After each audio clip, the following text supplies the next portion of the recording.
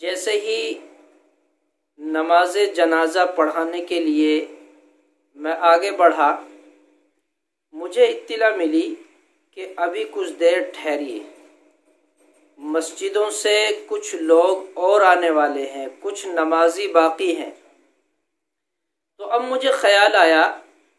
کہ اگر ان نمازوں کی ترتیب 5 یا 10 منٹ آگے پیچھے کر دی جاتی تو شاید سبھی لوگوں کو نماز جنازہ مل جاتی۔ جس مسجد کے حلقے میں یہ پیغام خاص کر اماموں کے لیے ہے،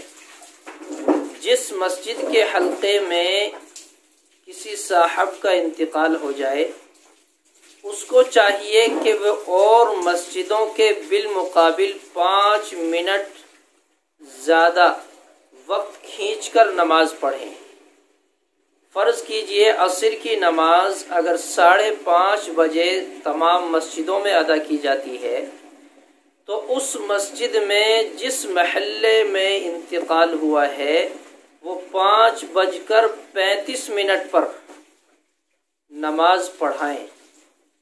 تاکہ آپ دیر سے فارغ ہوں اور دوسری مسجدوں کے پہلے فارغ ہو کر اس مسجد کے حلقے تک پہنچ جائیں۔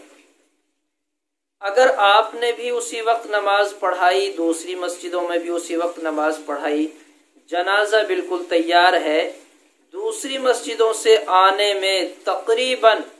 10 منٹ، 15 منٹ، 5 منٹ سے تو زائد ہی زائد لگتی ہے۔ تو اگر ہم نماز اسی وقت ادا کریں گے تو بہت ساری